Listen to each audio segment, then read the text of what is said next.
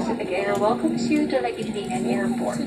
On behalf of your flight crew, headed by Captain Luis, with First Officer Daliosa, together with your in-flight cabin crew team, thank you for making Cebu Pacific your airline of choice.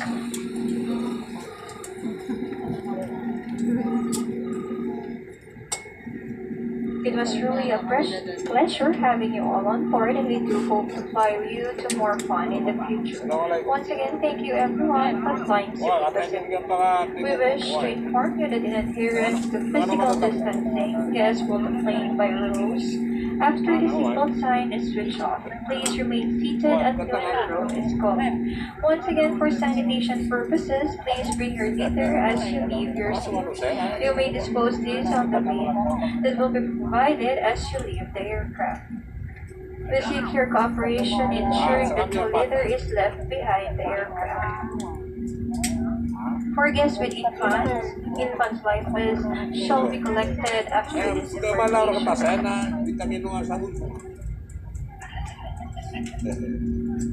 For safety reasons, leave the infant's life vest inside the seat pocket, and please be reminded that unauthorized removal of life vest from the aircraft is a serious offense.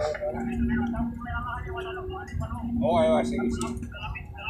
Oh, tataras din na.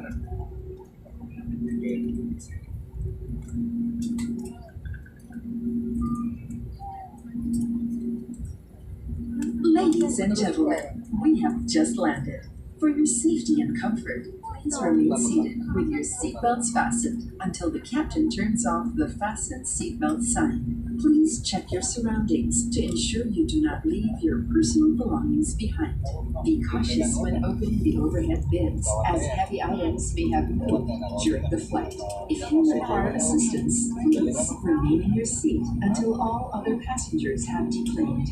Thank you for flying Cebu Pacific, a member of Value Alliance.